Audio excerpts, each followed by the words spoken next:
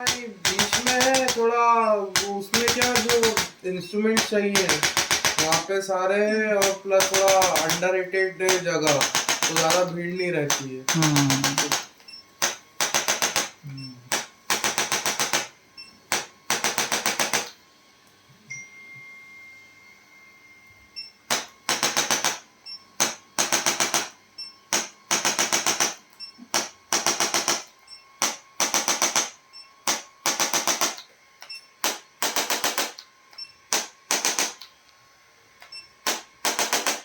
आप भी जाते हैं क्या?